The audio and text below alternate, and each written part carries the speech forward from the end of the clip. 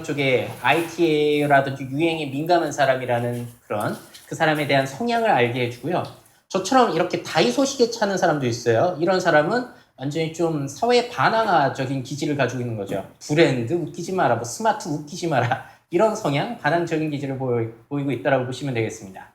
자, 근데 지금은 이제 그런 얘기가 몇 년 전부터 많이 나왔죠. 소유 대신에 경험의 시대라고. 그리고 또 한 가지 거기에 대해서 덧붙이자면은 초연결 사회와 연결을 지어서 이렇게 말할 수 있어요. 그 사람에 대해서 알고 싶다면 지금은 그 사람의 인스타그램 팔로우 목록 아니면 유튜브 구독 목록을 보는 게 더 정확할 수 있어요. 아니면 그 사람이 인스타그램이나 유튜브에 올리는 내용물들을 보게 되면은 그 사람이 어떤 것을 추구하고 있는지 알 수 있다는 것이죠. 자, 세상이 바뀌고 있는 게 여러분들이 느껴지시는지 모르겠네요. 이 부분에 대해서 좀 더 심화해서 뒤에 말씀을 드릴 거고요.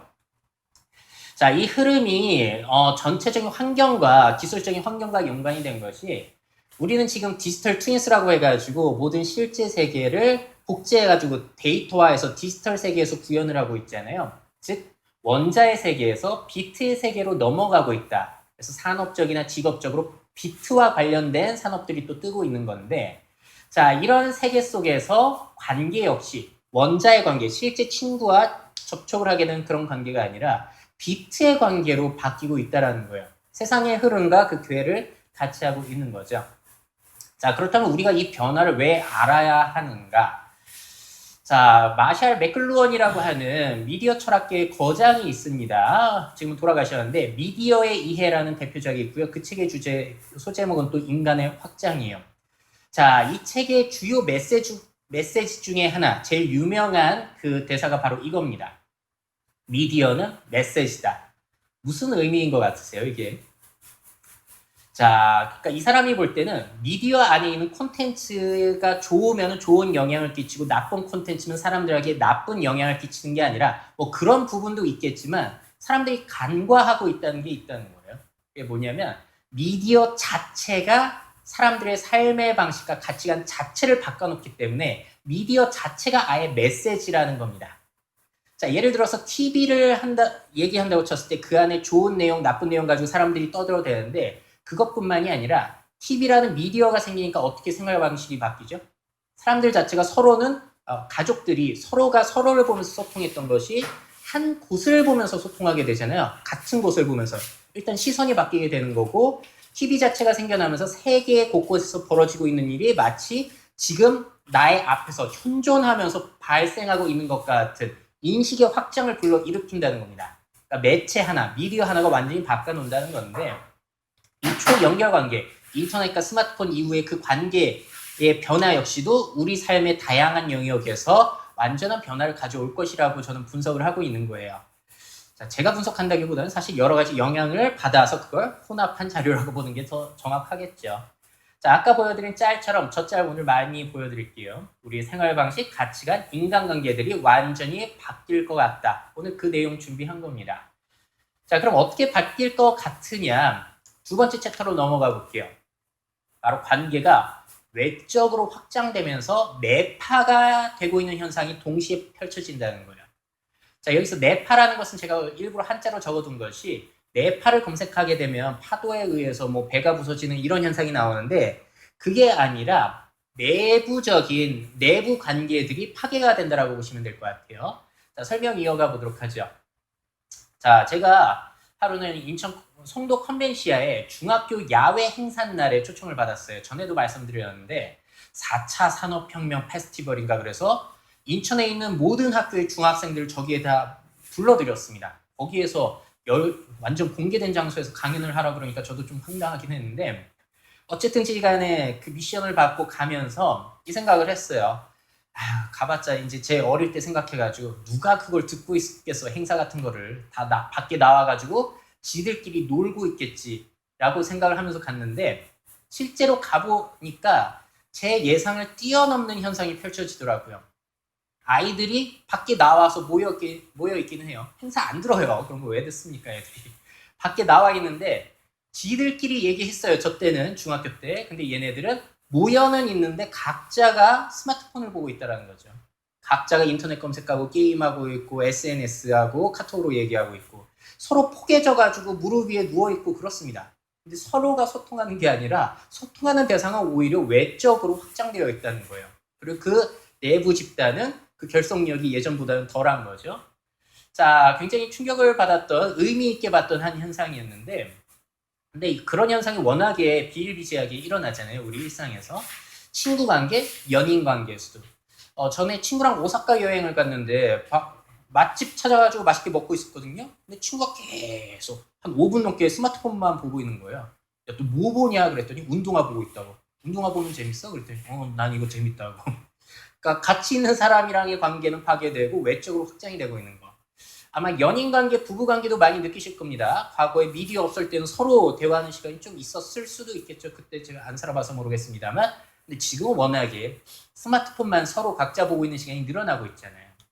그래서 이게 바로 관계가 외적으로는 디지털 세계에서는 확장이 되고 있지만 내적으로는 지금 파괴가 되고 있다는 거예요. 그리고 이거 좋다 나쁘다를 제가 말씀드린 건 아닙니다. 자, 관계 외적 현상을 좀 더 자세하게 들어가 보자면 아주 재밌습니다. 사람이 물리적으로 공간적으로 이동하지 않고 한 장소에서 수많은 사람과 가상의 관계, 피상적이지만 가상의 관계를 맺을 수 있는 상황이 됐다는 거예요. 자, 그렇게 됐을 때 우리가 사회성에 대해서 다시 생각해 볼 필요가 있을 것 같아요. 자, 예전에 히키코모리라고 해가지고 운둔형 외톨이가 사회적으로 문제가 됐잖아요. 저 사람들 집에 틀어박혀가지고 사람들과 소통도 하지 않고 집안에만 처박혀 있는 겁니다. 그랬을 때 저 사람 사회성에 대해서 사람들은 어떻게 판단을 하냐면 비정상이라고 판단을 했어요. 대다수가 그랬을 겁니다. 그게 뭐 사회적으로 그 인신론적 장이 그렇게 됐건 안 됐건지 간에. 자, 그런데 이 상황이 복잡해지는 게, 자, 만약에 저 짜라에 나와 있는 사람처럼 밖에 안 나가요. 주말에 한 번도 안 나갔습니다. 이틀 동안. 그런데도 커뮤니티에서 막 글도 쓰고 카톡으로 사람들이랑 얘기도 하고 페북으로 글도 쓰고 또 인스타그램에 댓글도 남기면서 활발하게 가상에서 소통을 하고 있다면은 저 사람이 사회성이 없다라고 볼 수 있을까요? 비정상인지 아닌지 애매하죠. 이게 일단 균열이 가고 있다라고 보시면 되는 거고, 또 다음 상황 더 애매할 거예요. 자, 유튜브에 구독자 1억 명을 넘긴 퓨디파이라는 유명한 크리에이터가 있죠. 근데 저 사람은 집 밖에 일주일 동안 나가지 않는다고 칠게요. 그러더라도 온라인 활동만으로 엄청나게 많은 사람들과 소통을 하게 되는 것이고 엄청나게 돈을 벌게 됩니다. 자, 그렇다면 저 사람은 사회성에 문제가 있는 건가요? 아마 여러분들이 정상으로 분류하실 가능성이 저는 높을 것 같아요.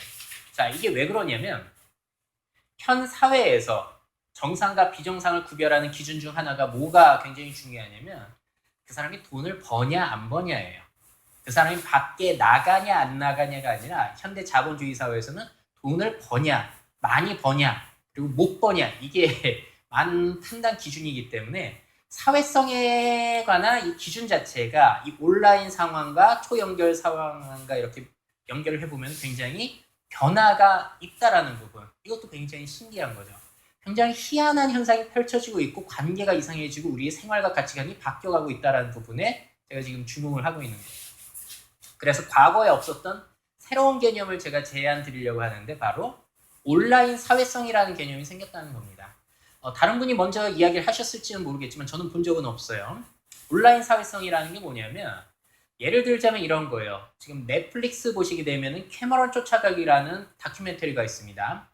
자, 이 친구가 인플루언서예요. 소셜 미디어 스타인데 이 사람의 생활에 대한 다큐멘터리를 찍은 거고요. 캐머런 달라스라는 저 인스타그램 들어가 보면은 팔로워가 2천만이에요. 연예인으로 데뷔한 사람도 아닌데. 근데 그 다큐를 보면서 흥미로웠던 부분이 이거예요. 저 친구가 고등학교 때만 하더라도 굉장히 조용해서 가족들이 걱정했다는 거예요. 심지어 고등학교 1, 2학년 때는 학교 생활에도 어려움이 있을 정도로 내성적이었대요. 자, 밖에서 인정을 못 받으니까 이 친구가 이제 그때 막 부흥하던 소셜미디어에서 자신의 끼를 발산하게 된 거죠. 그러면서 이렇게 막 뜨게 된 거예요. 사람도 활발해지고 엄청난 사람과 관계를 맺게 되고 엄청난 부를 갖게 되는 인플루언서가 된 거죠. 바로 이 친구는 오프라인 사회성은 부족하더라도 온라인 사회성은 남들보다 뛰어났다는 겁니다. 자, 그렇다면 왜, 요번에 이 얘기 해볼게요. 왜 사람들이 실제 사람과의 직접 소통을 놔두고 왜 온라인 인물과의 간접 소통, 그러니까 그 사람들과 계속 시간을 보내고 있는가? 자, 제 취향을 한번 공유를 해볼게요. 제가 재미난 사람을 만나고 싶을 때 주변에 재미난 사람이 없어요. 대신에 유튜브 보면은 워크맨이라든지 장성규 씨 되게 재밌잖아요. 이런 사람들 보면 너무 재밌습니다. 그 주변에 저한테 영감을 줄 수 있는 뛰어난 학자분이 사실 없어요. 쉽게 만날 수 있는. 근데 제가 이 철학자 허경이라는 분 전에도 소개해드렸는데 굉장히 좋아하거든요. 왜냐하면 이분의 강의를 듣게 되면은 우리가 생각했던 그 당연함에 상당한 의문을 던져요. 잔잔했던 호수에 엄청나게 큰 돌을 던져주시는 분이라서 굉장히 좋아하는 분입니다. 실제로 이런 얘기를 해줄 수 있는 사람이 주변에는 없다는 거예요. 자, 그리고 굉장히 상큼하고 재미난 친구들과 놀고 싶어요. 예쁘고. 근데 주변에 없어요. 제 나이가 벌써 몇인데요. 근데 전 특히나 아이돌 중에 우주소녀 좋아하거든요. 깨발랄 해가지고 굉장히 기분이 좋아집니다. 그러니까 실제 관계에서는 못 만나지만 온라인에서는 만날 수 있다는 거예요. 특히나 저는 연예인들, 아이돌은 V앱, 그 매체로 들어가면 많이 볼 수 있죠. 자, 그리고 운동 같은 것을 배우고 싶더라도 실제 헬스장의 선생님보다 저기 유튜브에서 조회수가 높은 사람이 훨씬 잘 알려줘요. 특히나 저는 양성은수의 PT인가? 그 유튜브 채널 잘 보고 있거든요. 너무 잘 가르쳐 주시더라고요. 그러니까 제가 어렸을 때 기타 배울 때 진짜 힘들었어요. 인터넷이 없었거든요. 근데 지금은 기타 배우기 얼마나 쉬워졌습니까? 주변에서는 못 알려주지만 인터넷에는 알려주더라. 인플루언서가 알려주더라. 또 주변에 예술가들 만나고 싶어도 만나봐야 제 성에 차지 않아요. 제가 인스타그램에서는 저 랜덤 인터내셔널이라는 아티스트 그룹, 이 사람 팔로우를 꼭 하고 있거든요. 부산이랑 인천에서 저 사람들 전시회를 봤는데 엄청나더라고요. 그래서 실제로 볼 수 없는 이 뛰어난 사람들을 볼 수 있다는 거예요. 자, 정리를 해보자면은 내 취향을 저격할 수 있는 최고의 사람들을 만날 수 있기 때문에 반대로 주변 사람들은 시시하게 느껴진다는 거죠. 자, 그리고 저렴하고 즉각적으로 편리하고 나의 사생활을 침해하지 않으면서 만날 수 있다는 부분. 자, 그렇기 때문에 이 관계가 굉장히 주목을 받고 있고 앞으로 영향력이 커질 것이다라고 볼 수가 있다는 거죠. 자, 다시 정리를 해보자면은 말씀드린 대로 과거 수렵 채집, 농경 때는 소수가 소수에게 영향을 전파했다면 TV 시절에는 소수가 다수에게 영향력을 전파했다면 지금은 다수가 다수에게 영향력을 전파하는 그런 영향력의 외적 확장이 일어나고 있다는 겁니다.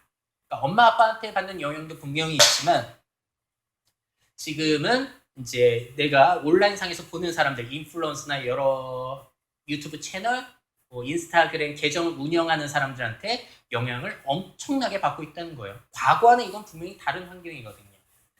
자, 반대로 이번에 그러면은 관계의 내파 현상, 우리 내부 집단의 공통점은 사라지는 그 균열에 대해서 살펴볼게요. 자, 우리는 과거에 물리적으로 그리고 시간적으로 그것들을 공유를 많이 하게 되면은 성향의 동일성을 상당히 보였었죠. 그러다 보니까 브리드웨이 같은 경우에는 아비투스라는 개념으로 상당히 유명하죠. 자, 아비투스라는 거는 한마디로 계급적인 습관, 성향이라고 볼 수 있을 것 같아요. 그래서 이 사람이 얘기하기로는 경제적 자본 그리고 문화적 자본의 양에 따라서 상층 계급과 하층 계급이 나눠지고 그 사람들의 취향이 다르다는 거예요. 그리고 그 취향이 그들의 계급을 구별짓는 역할을 또 한다라는 게 아비투스였는데 이거 보면서 지금 상황은 좀 맞지 않다라는 상황이 생각이 많이 드는 거죠. TV 시절만 하더라도 그래도 유효했어요. 왜냐면은 이 사람들이 동일한 시선을 가지고 있고 동일한 매체 속에서 영향을 받기 때문에. 왜냐면 저 때는 TV가 한 대였으니까. 자, 근데 지금은 가족들이 모이더라도 이런 모양입니다. 서로가 모이더라도 다른 것을 보고 있다. 물리적으로 동일한 공간에 있지만 서로 다른 영향을 받고 있고 그러다 보니까 가치관과 취향이 한 가족끼리도 예전에 비해서는 달라지고 있고 그 결속력, 동일성이 파괴되고 있다는 겁니다. 자, 친구 관계만 하더라도 그래요. 과거에는 친구 자체가 미디어였죠. 나에게 즐거움을 주고 위로를 주고 도움을 주고 모든 것을 해결해주는 좋은 미디어였는데 지금은 이 관계가 끊어지게 되는 거예요. 친구나 연인도 마찬가지고. 왜냐면 아니 인터넷에는 그렇게 뛰어난 사람들을 쉽게 만나볼 수 있는데 실치는 말이 안 통하네요. 못생겼네요. 그리고 재미도 없네요. 수준도 안 맞아요. 이런 생각들이 들다 보니까 뇌파 현상이 일어난다는 겁니다. 자, 그래서 과거에는 어쩔 수 없이 사람들이 뭐 가족 관계, 친척 관계, 친구 관계, 학교 관계, 직장 관계 그 안에서 서로 관계를 맺고 연인 관계가 되고 가족 관계가 되고 이렇게 끼리끼리 어떻게든 그 안에서 관계를 맺을 수밖에 없었다면은 이 바운더리가 지금 완전히 깨져버린 거예요. 경계가 진짜로 리미트리스, 바운더리스입니다. 아예 없어요. 수많은 다수와 다수가 막 결합을 하고 있는 상태이다 보니까 재미난 사람은 온라인에 있고 실제 친구들은 내 취향에 안 맞고 이런 상황들이 펼쳐지고 있는 거예요. 또 이와 관련해서 최근에 아주 재미난 조사가 있었는데요.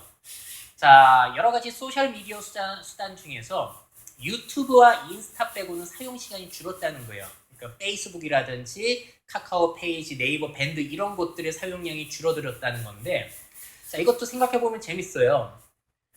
우리가 과거에 실제 친구의 그룹을 디지털로 옮겨놓은 것이 바로 카카오톡, 페이스북, 네이버 밴드였다고 할 수 있을 것 같아요.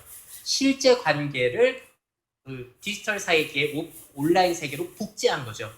정말로 디지털 트윈이 된 건데, 근데 이런 매체들은 지금 인기가 시들해요.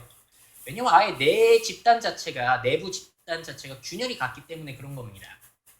자, 요즘 인기 있는 이런 인스타나 유튜브와 같은 경우에는 그래서 자신의 실제 관계를 옮겨놓은 장소가 아니에요. 복제한 장소가 아닙니다. 대신에 요즘에 사람들은 어떻게 소통을 하기 시작했냐면 스스로 개인 채널을 열고 개인 계정을 만들면서 계정과 계정으로 아니면 채널과 채널로 소통을 하고 있다는 거예요. 자, 그러니까 나도 온라인상에서 재미난 얘기를 듣고요. 나도 채널을 열어가지고 내 이야기를 하면서 구독자를 모으는, 그래서 구독자와 구독자끼리 이렇게 서로 간접적으로 극단적으로 소통을 하는 현상들이 지금 펼쳐지고 있거든요. 그렇다면 이 관계가 앞으로 더 심화될지 그런 것들을 우리가 한번 추이를 지켜볼 필요가 있다는 거예요. 자, 제가 이 주제를 연구하게 된 계기는 뭐 이런 얘기가 있죠. 개인적인 것이 가장 창의적인 것이다 라고 누가 그러더라고요. 제가 보니까 제 실제 관계 친구들이 지금 다 끊어져 나가고 있어요. 제가 안 만나거든요. 말씀드린 대로 수준이 안 맞아요. 취향이 안 맞고.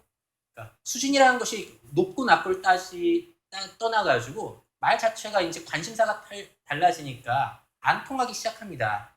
자, 반면에 그러니까 저는 완전히 오프라인에서 사회성이 꽝인 사람이에요. 반면에 온라인에서는 제가 이런 긴 영상을 올리더라도 제가 볼 때 아마 1000명 이상은 보실걸요. 제가 출연한 영상 보통 몇천 명에서 몇만 명, 많게는 몇십만 명까지 보십니다.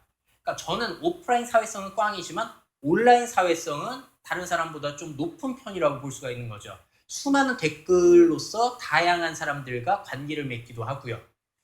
자, 그런 걸 보면서 야, 이거 관계가 굉장히 이상하게 바뀌어가고 있구나라는 생각이 든 거예요. 저도 실제로 친구들을 만나는 대신에 온라인으로 사람들과 관계를 맺는 시간이 늘어나고 나도 채널을 통해서 나의 메시지를 전달하게 되는, 이걸 바로 초연결 관계라고 저는 생각이 든 겁니다. 자, 그래서 이러한 관계의 변화가 여러분들에게는 어떻게 다가오고 있는지 참 궁금하네요. 댓글도 많이 남겨주셨으면 좋겠어요. 많이 안 보실 것 같긴 한데.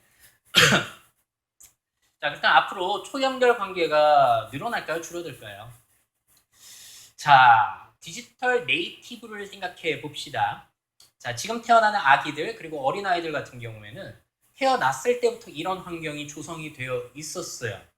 자, 그러다 보니까 뭘 생각해 볼 수 있냐면은 이 친구들 같은 경우에는 과거에 그 끈끈했던 직접적인 인간관계가 상실했다는 생각 자체가 없을 거고요. 이런 것들을 복구해야겠다는 욕망 자체, 욕구 자체가 없을 가능성이 있다는 겁니다. 동물적인 그 욕구를 완전히 떠나서요. 그거는 남아있을 텐데, 그러니까 저희 때만 하더라도 인터넷 없었을 때 서로 이제 막 친구 집도 놀러 가고 자면서 끼리끼리 놀면서 막 즐겁게 웃었던 기억이 있잖아요. 근데 그 기억을 가지고 지금 인터넷을 통해서 피상적으로 관계 맺는 걸 보니까 과거를 그리워하는 사람이 있을 수 있어요. 근데 지금 태어난 아이들이 과연 앞으로 그런 끈끈한 관계를 복구하고 싶어 할까?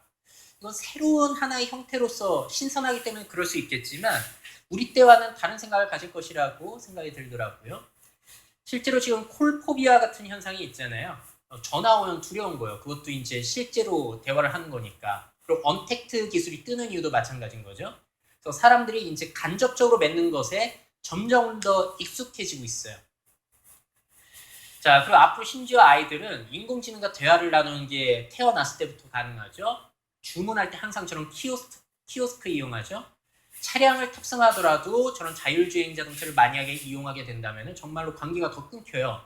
그리고 어떤 계약을 맺을 때, 부동산 계약을 맺을 때 공인중개사가 중간에 뭔가 계약을 해줬다면 앞으로 만약에 블록체인 같은 것들이 그 계약 자체를 이제 관리를 해주게 된다면 또 관계가 끊깁니다. 사람과의. 자, 그러다 보니 직접 소통의 필요성이 감소될 가능성이 있어 보이기는 해요. 물론 여기에 대한 반대 극부 현상도 분명히 있기는 할 거예요. 근데 아무래도 강의라는 것이 이런 이론을 정리해서 말씀드리는 것이 한쪽 측면을 부각시킬 수밖에 없으니까 이런 얘기를 드리는 거예요. 그래서 일반화의 오류가 범해질 수 없는 부분도 있다는 걸 인정하고 갈게요. 자, 그리고 또 한 가지 재미난 점은 자, 이런 생활에 익숙했던 사람들이 고령 1인 가구가 됐을 때 어떨까요? 하루 종일 저렇게 스마트폰만 붙잡고 있던 사람들이 90세의 1인 가구가 됐다고 칠게요. 그러면 사람 만나고 싶다, 밖에 나가서 친구들이랑 놀고 싶다 이런 생각을 할까요? 아마 90세의 1인 가구도 하루 종일 침대에 누워서 인스타그램 보고 유튜브 보고 그때는 또 다른 매체가 있겠죠? 그럼 가상의 관계를 맺고 있을 가능성이 굉장히 높다라고 볼 수 있겠고 그럼 그 사람들, 우리들이 늙었을 때 고독감에 대한 변화가 있을 거라는 거예요. 과거 사람들과 지금 사람들이 미래의 고령층이 됐을 때 고독감에 대한 개념 자체가 바뀔 수 있다는 거죠. 자, 보시는 대로 미디어 자체, 환경 자체가 바뀌니까 우리의 생활 방식, 관계가 바뀌니까 여러 가지 것들이 다 바뀌고 있다는 게 느껴지시나요? 자, 그리고 또 환경 위기 시대입니다. 밖에 나가봤자 미세먼지 많죠. 그리고 또 지금 코로나 바이러스 때문에 사람과의 접촉도 끊어지고 있어요. 그럼 환경 더 안 좋아질 가능성이 있죠. 어떻게 해결될 수도 있겠지만. 그럼 이때 간접적인 관계가 확대될 가능성이 지금 상황으로 봤을 때는 더 높지 않나라는 생각이 듭니다. 물론 상황을 지켜봐야겠지만요. 자, 그렇다면 이 생각도 해보죠. 초연결 관계에서 새로운 미디어, 유튜브, 인스타그램을 넘어서 새로운 미디어는 뭐가 있을까? 자, 우리가 지금 상황에서 생각해 볼 수 있는 거는 저런 소셜 VR이잖아요. 페이스북의 호라이즌이라는 소셜 VR인데 보다 생생하게 가상의 공간에서 사람들과 피상적인 관계를 맺을 수 있습니다.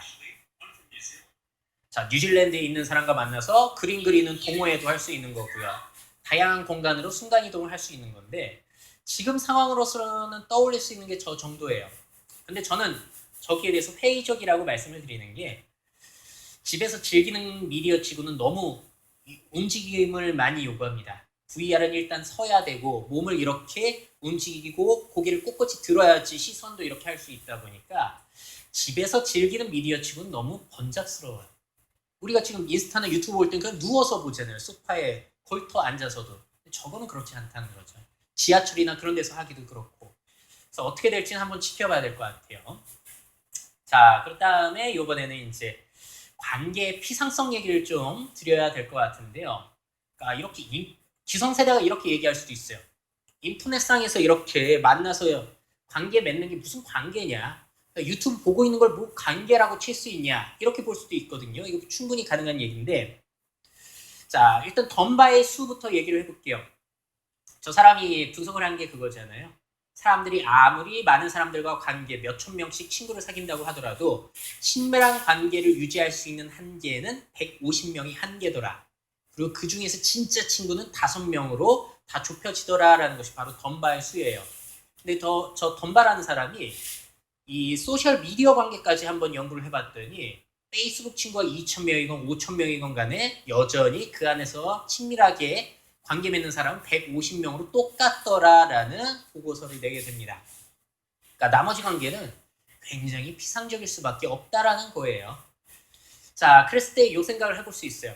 피상적인 관계이고요. 피상적인 관계이기 때문에 우리가 스몰 브라더스 역할을 한다는 겁니다. 자, 우리가 이제 뭐 데이터 시대 되고 그러면서 빅데이터 하면서 빅브라더스 얘기 많이 하잖아요. 정부 기관이나 아니면 일부 대기업이 수많은 사람들을 감시하는 그런 빅브라더 얘기를 하는데 사실 이런 초연결 관계에서는 그거보다 스몰 브라더스에 의한 감시가 더 심해요. 자, 예를 들자면 이거예요. 요즘에 인플루언서들의 사과 방송 심심치 않게 주기적으로 우리가 보죠. 사기를 쳤다거나 거짓말을 했다거나 과장 광고를 한다거나 부적절한 언행을 했다거나 별의별 것들로 사과 방송을 하고 잠깐 방송을 쉬고 그렇습니다.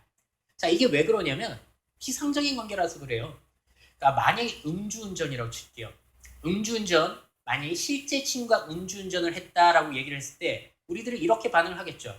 야, 너 그러다 큰일 나. 아니면 뭐 심해봤자 야, 나 이러고 끝날 텐데. 자, 온라인 관계에서는 피상적인 관계이기 때문에 윤리적 기준이 엄청나게 엄격해지죠. 내 진짜 친구가 아니니까. 엄청나게 공격을 퍼붓는 거예요. 실제 친구였으면 용인 될 수 있는 부분이 피상적 관계에서는 용인이 안 된다는 겁니다. 그러니까 온라인상의 유명인들은 공격 대상이 되기 딱 좋은 거죠. 자, 재미난 사건 아니고 슬픈 사건이었는데 저스틴 사코라는 아주 평범한 여성이 있었어요. 근데 이 사건이 굉장히 유명합니다. 그냥 평범한 분이고 근데 트위터로 그냥 조금 비아냥거리는 농담을 하는 걸 즐겼던 사람이에요.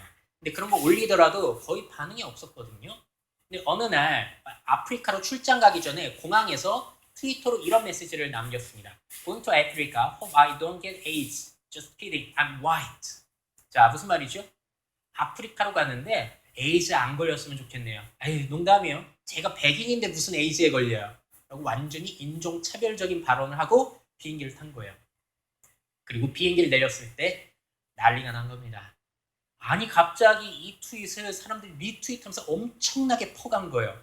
그래서 이 사람의 트윗에 엄청난 비난 댓글이 말도 안 되게 쏟아져 내리게 되고요. 이 사람의 신상 태기부터 시작해서 이 사람의 직장까지 알아내가지고 해고하라는 목소리가 다 비난 여론이 일어서 이 사람이 아예 직장까지 잘리게 되는 그런 사건이 있었다고 합니다.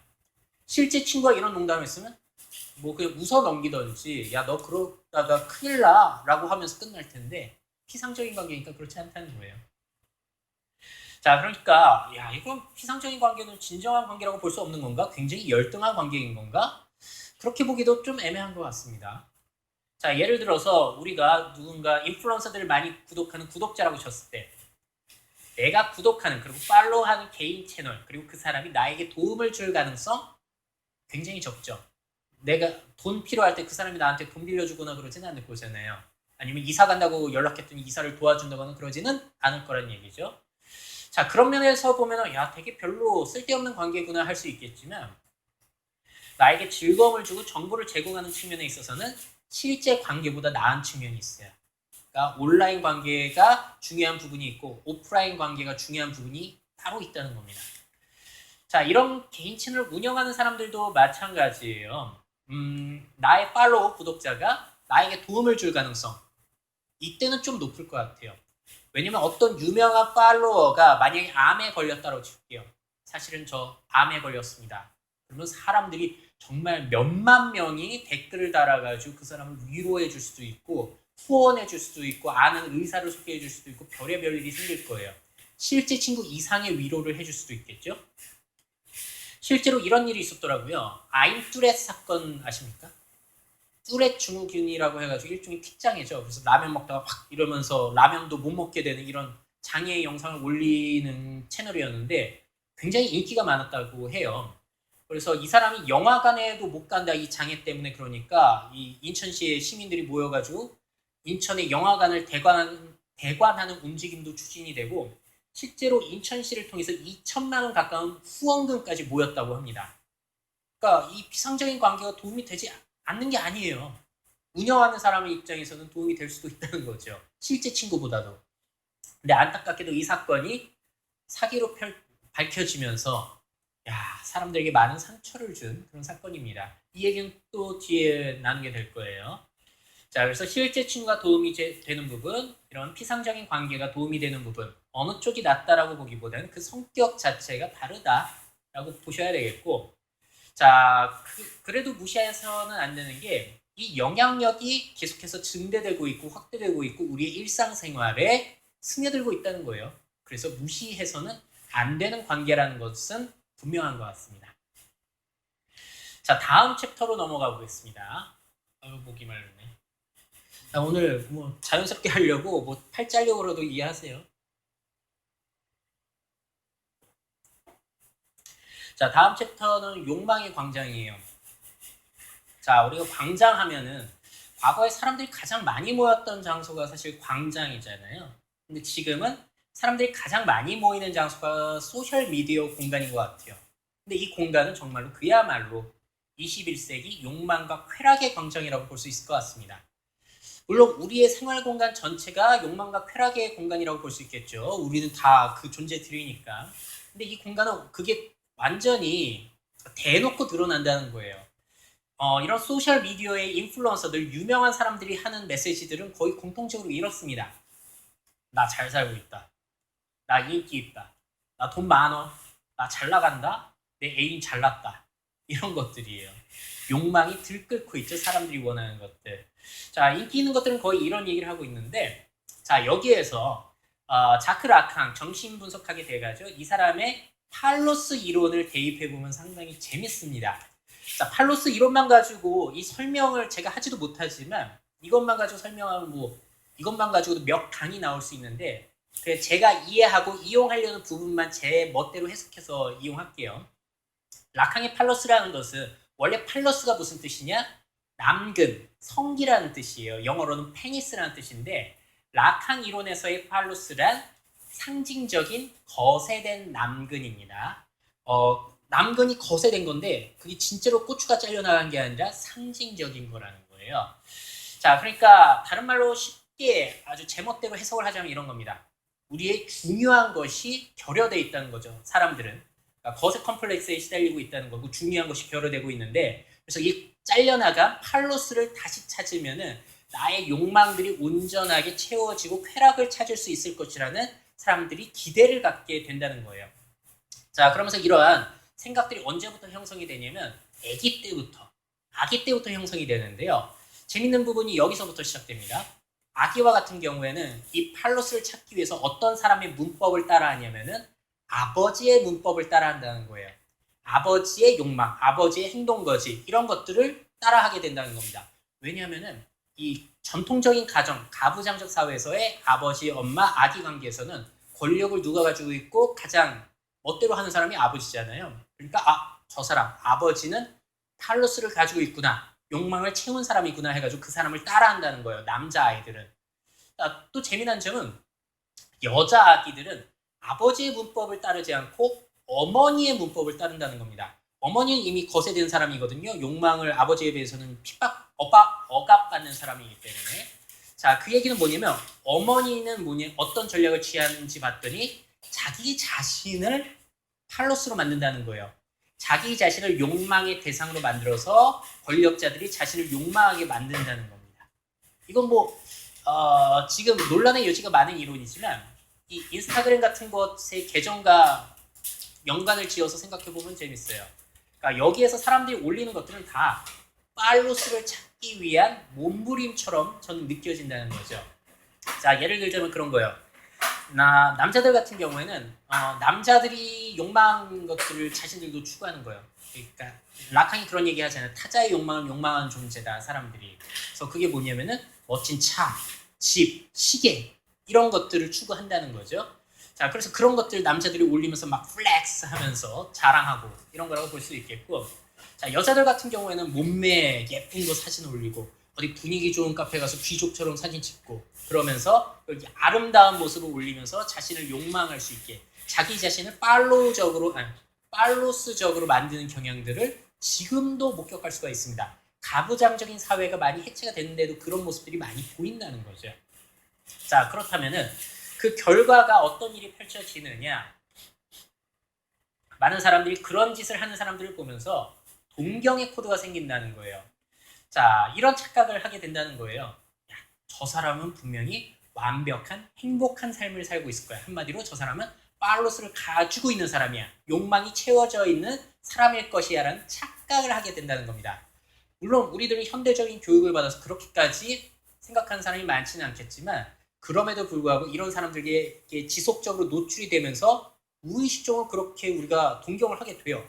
그렇지 않나요? 저도 그렇거든요. 이런 이론들을 알고 있음에도 불구하고 인스타그램 같은 거 보면서 부럽다.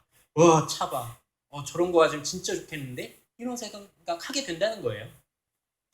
자, 그리고 나도 저렇게 되면 완벽한 행복을 얻게 될 것이라는 착각을 우리가 한다는 거죠. 저 사람은 완벽한 행복한 상태에 있을 거야. 그래서 저 사람을 쫓아하면 나도 그렇게 될 거야. 이런 결과가 나타나게 되고, 그러면서 이제 인플루언서 마케팅이라는 것이 굉장히 주목을 받게 된 거죠.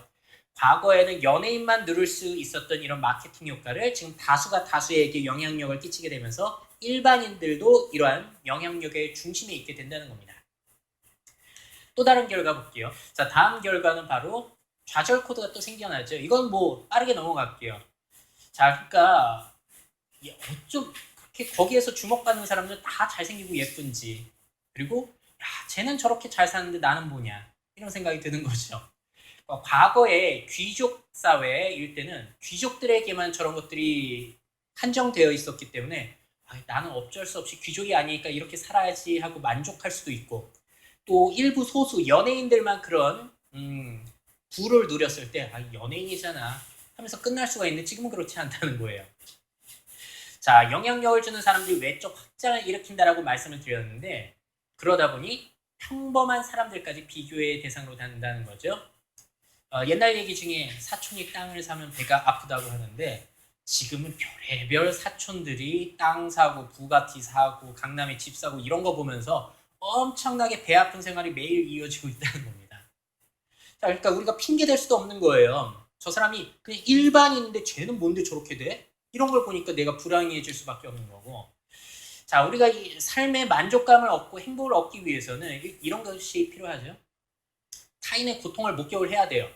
그러면서 그 사람에게 공감을 하면서 안타깝다라는 생각도 들지만, 한편으로는 내가 아니라서 다행이다라는 일종의 쾌락도 동시에 느껴지는 것이 인간이지 않겠습니까? 동의하지 않으실 수 있어요. 근데 우리가 이런 인터넷 생활이나 인플루언서들이 없었을 때는 일상생활에서 비극을 많이 목격하게 되고 사람도 많이 죽었잖아요. 그리고 TV 같은 것을 보더라도 불쌍한 사람들의 사연을 우리가 의도치 않게 수동적으로 받아들이는데, 지금의 인스타그램이나 유튜브 환경에서는 우리가 그런 걸 찾아보지 않아요. 뭐 슬픈 거 찾아보시는 분 계세요? 그렇지 않고 늘 화려하고 재밌는 것만 보다 보니까 이러한 남의 불행에서 자꾸 멀어지게 되고, 그 만족감과 질투 이런 거의 밸런스가 깨져버린 거예요. 그러다 보니 삶의 만족감이 자꾸 떨어지고 있다. 다수가 다수에게 영향을 주면서 이러한 안타까운 상황까지 펼쳐지고 있다는 겁니다.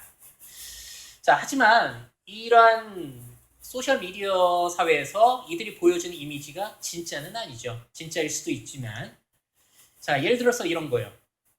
예전에 과거 동창회를 생각해 보자면 아주 과간이었죠. 왜냐면 오랜만에 정말 10몇 년 만에 만나다 보니까 한껏 자신의 최대치를 끌어올려가지고 자신의 이미지를 보여주고자 합니다. 나 성공했어. 야, 쟤는 몇억 벌었대. 뭐 이런 얘기 나오는 게 이제 그 안에서 성공하는 거잖아요. 이런 상황이 뭐 가끔가다 펼쳐졌겠죠. 동창이 있을 때마다, 모임 있을 때마다. 근데 지금은 이런 상황이 매일매일 소셜미디어 공간에서 펼쳐지고 있는 겁니다. 자신의 최대치만 보여주고 있다는 거죠. 이상적인 모습만. 그래서 다음 챕터에 대해서 논의해 볼 필요가 있는 거예요. 자, 바로 시뮬라크르의 세계입니다. 자, 시뮬라크르라는 개념을 제가 상당히 재미있어 해요. 이건 뭐 플라톤에 따라서 또 장 보드리아르에 따라서 또 다르게 해석이 되기도 하는데, 자, 일단 위키백과에서는 이렇게 나옵니다. 실제로는 존재하지 않는 대상을 존재하는 것처럼 만들어 놓은 인공물. 아니, 가짜라고 하면 되는데 뭐 저렇게 길게 얘기해. 근데 이게 시뮬라크르가 단순하게 보기엔 그런 게, 제 멋대로 그냥 이렇게 딱 정리하고 갈게요. 제가 얘기하는 시뮬라크르는 하나의 실체로서 영향력을 갖게 된 꾸며진 가상인 거예요. 한마디로 가상은 가상인데 그게 영향력을 미치고 긍정적인 효과까지 가질 수 있는 영향력 있는 가상이 바로 시뮬라크르다라고 보시면 될 것 같습니다. 그러니까 플라톤 같은 경우는 굉장히 이걸 비하했었고요. 그리고 아리스토텔레스, 니체, 그리고 발터 베냐민 뭐 이런 철학가들은 굉장히 긍정을 했던 영역이에요. 자, 우리가 인스타그램이나 유튜브나 그런 데서 볼 수 있는 우리의 모습들은 꾸며진 가상의 자기 모습이죠. 실제 후줄근한 모습들 올리는 사람 많지 않잖아요. 늘 자신의 최상이고 자신의 이상적인 모습을 표현하는 시뮬라크의 공간입니다. 초연결 사회의 공간은 그래요. 초연결 관계의 공간은. 자, 그래서 이러한 재미난 계정을 운영하는 사람도 있어요. 인스타그램에서는 이렇게 늘 자신의 모습을 꾸미지만 실제는 이렇다. 그쵸? 여행지 저러고 다니는 사람 어디 있어요? 힐 신고. 자, 그리고 이런 사진 많이 올라오잖아요. 자신을 팔로스로 만들어내고 있는 건데 욕망의 대상으로. 근데 실제는 이래요. 해변에서 야 이렇게 사진 찍는 거 뭐 그럴 수도 있죠. 하지만 이런 모습일 때가 우리의 현실적인 상황일 때가 많죠. 다 꾸며진 상황이라는 겁니다. 시뮬라크를 놀이라는 거고요.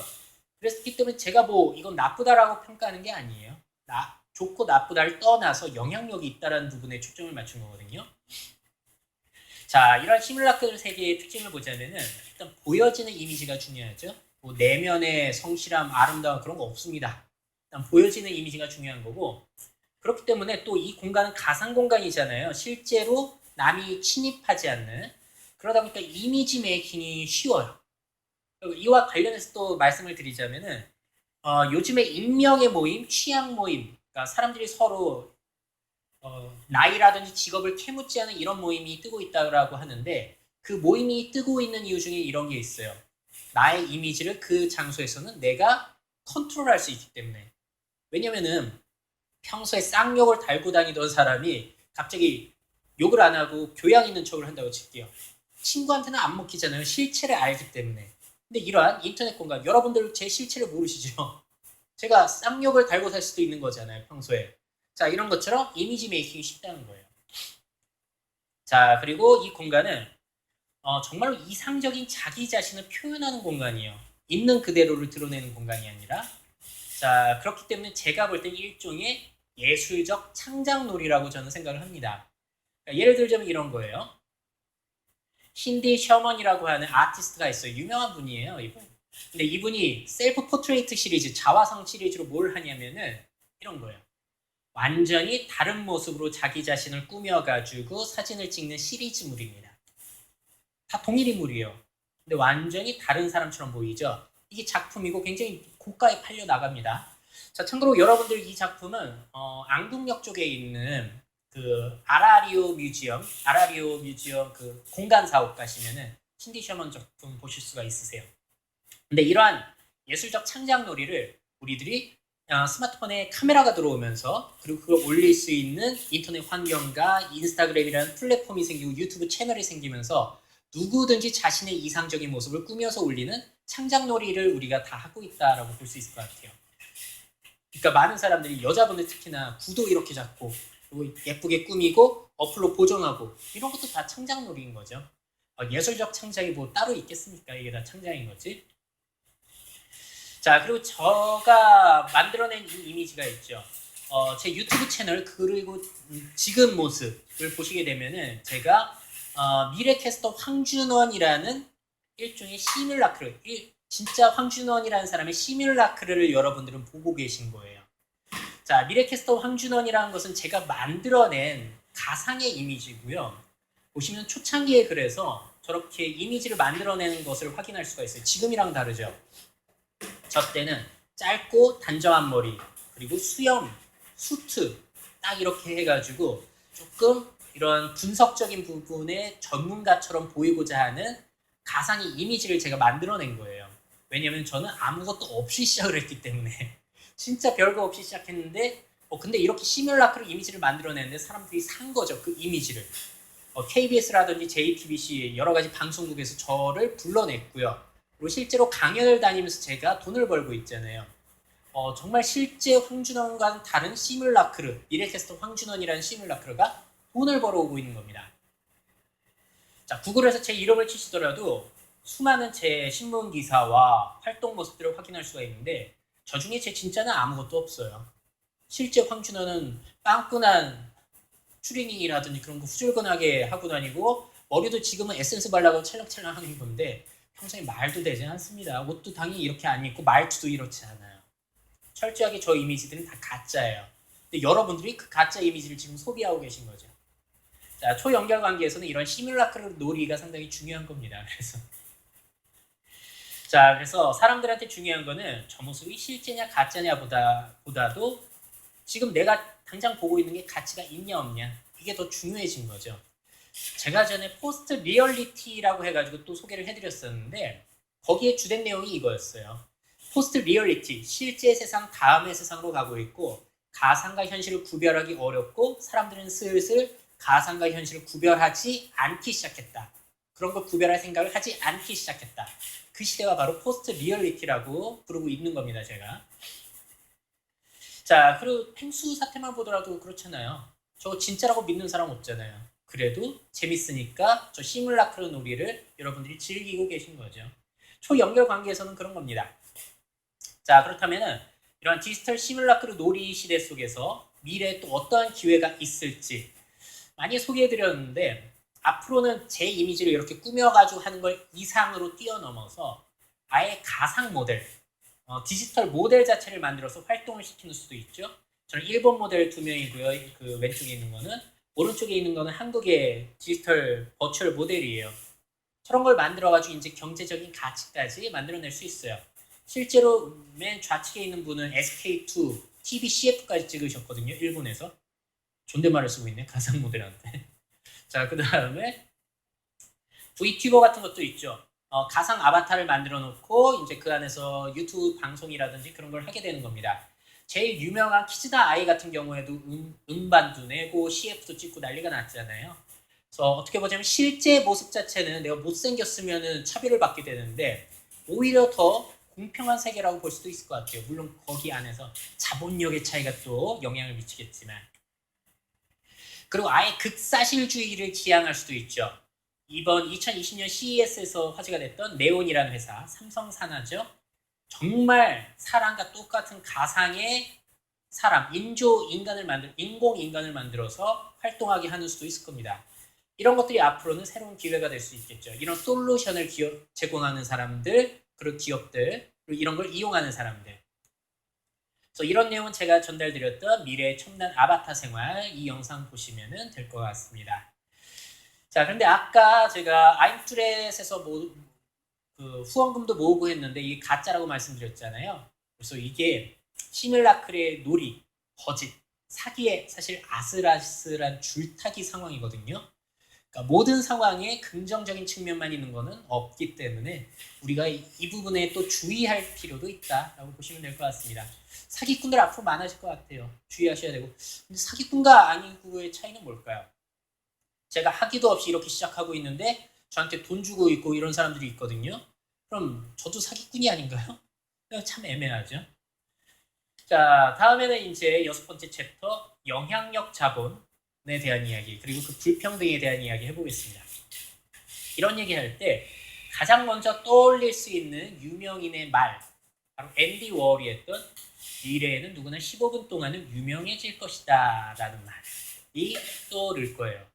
자, 이 사람이 정말로 이 유튜브 시대를 예언했는지는 모르겠습니다. 그리고 실제로 이 사람이 이 말을 했는지도 사실 논란이 되고 있기도 하더라고요. 근데 참고로 앤디 워홀 같은 경우에도 이 이미지 자체가 가짜예요. 원래 이 사람이 그 예술가가 되기 전 일러스트레이터를 할 때 사진, 신문기사 시절의 사진만 보더라도 이렇게 스타일리시하지 않아요. 저 머리도 가발인 거 아시죠? 철저하게 만들어진, 꾸며진 이미지입니다. 그러면서 확 뜨게 된 거잖아요. 그래서 이런 보여지는 이미지를 만들어내는 것도 참 중요한 것 같은데 제가 요즘 참 못하고 있는 것 같아요. 자, 다음에 그래서 이 초연결 관계 속에서는 이 영향력이라는 것이 돈과 마찬가지로 자본으로 또 형성이 되고 있다는 겁니다. 그러니까 많은 사람들에게 나의 메시지를 전달할 수 있는 사람일수록 영향력 자본이 생긴다는 거죠. 근데 이런 영향력 자본이 민주화되고 있어요. 이건 긍정적인 측면도 있습니다. 자, 과거 생활에서는 귀족이라든지 성직자, 종교인 이런 사람만 영향력을 행사할 수 있었어요. 아주 극소수였죠.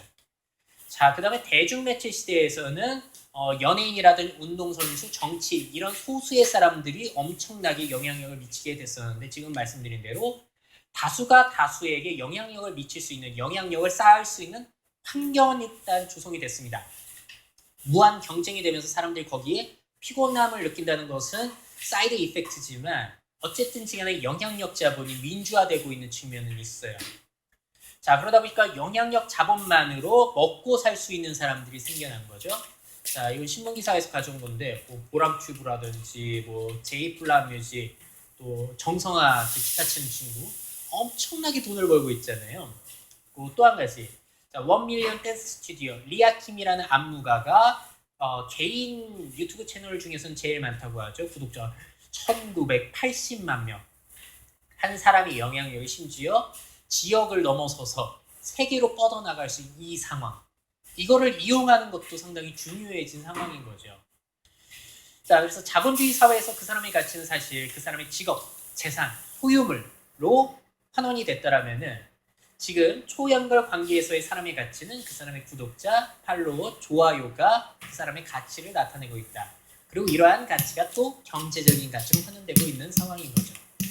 자, 그러니까 내가 영향력을 가질 수 있다라면은 과거에 맺을 수 없었던 수많은 사람들과 관계를, 피상적인 관계를 맺을 수 있고 그 사람들에게 영향력을 엄청나게 끼칠 수 있고 덩달아서 부까지 가져갈 수가 있다는 겁니다.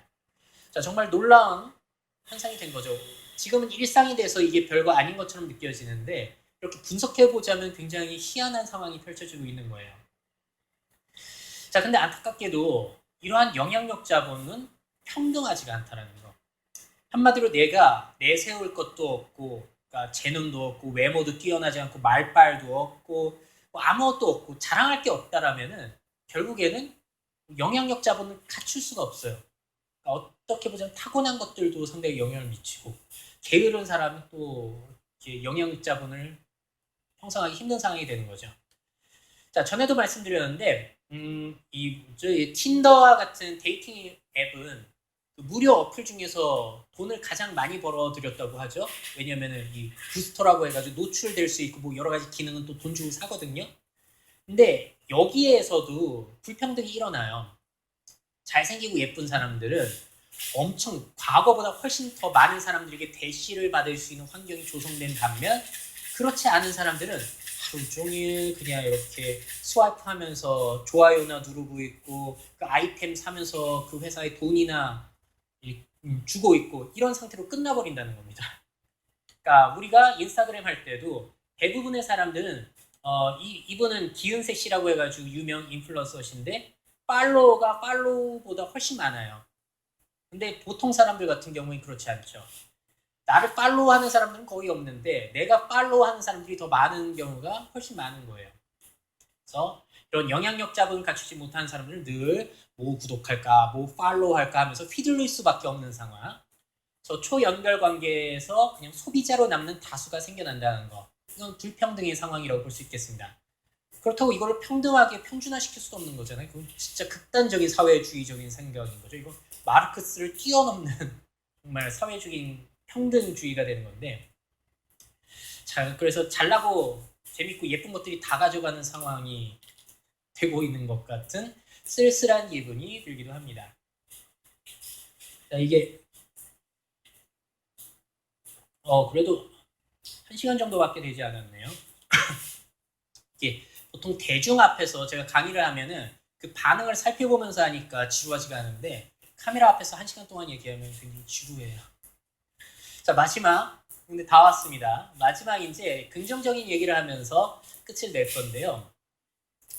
자, 이런 초연결 관계에서 이런 소셜 미디어가 자아 실현 도구로서 이용될 수 있는 긍정적인 측면 말씀드리면서 끝을 내도록 할게요. 자, 초연결 관계에서 자아 실현 가능성이 있다는 겁니다. 자, 근데 자아 실현에 대해서 제가 요즘 말을 하기 좀 두려워하는 것이 제가 공부를 하면 할수록 이 생각이 들어요. 현대사회에서 그리고 현대철학, 현대과학에서는 이 자아라는 것이 과연 있냐 자체가 논란이 되고 있는 거죠.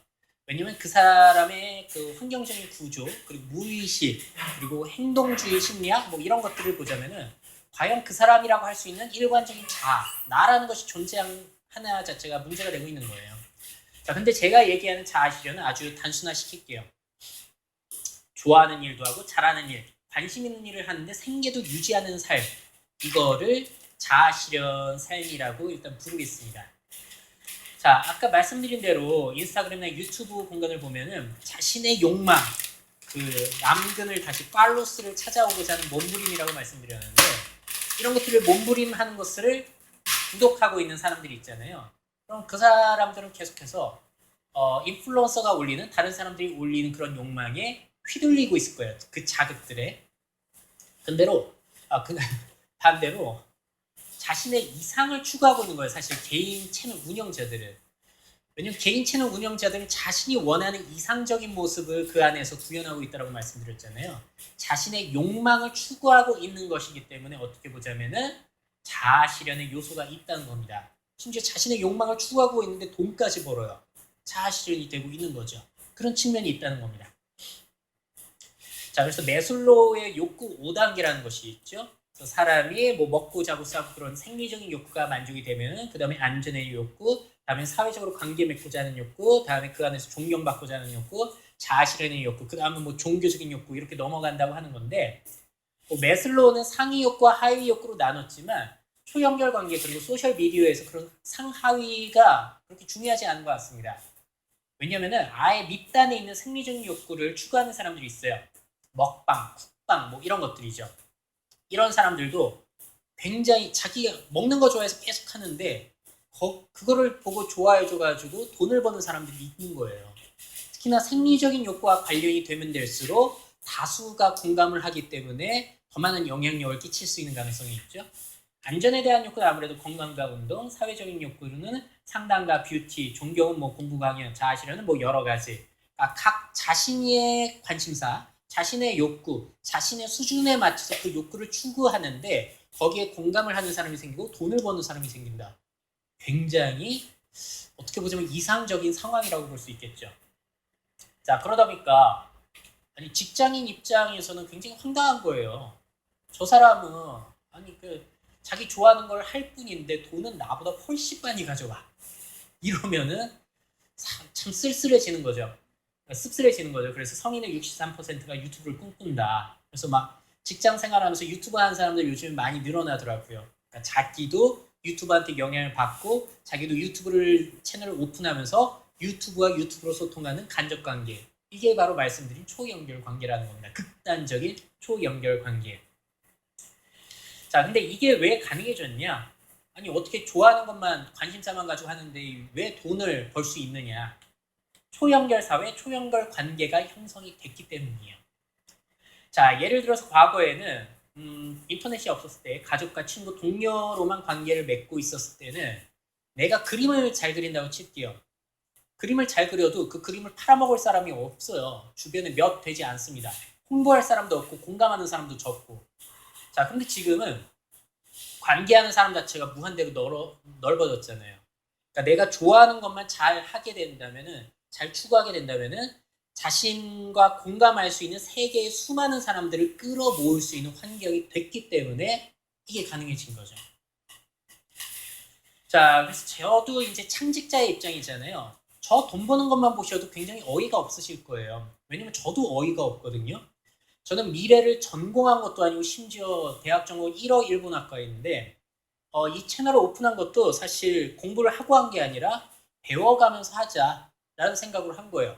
아무런 기반 없이 학위라든지 세상에서 기존 사회에서 인정해주는 권위가 인정해주는 그런 거 없이 맨 땅에서 시작을 한 거예요. 단순히 관심이 있고 이 분야를 좋아한다는 그 사실 하나만으로.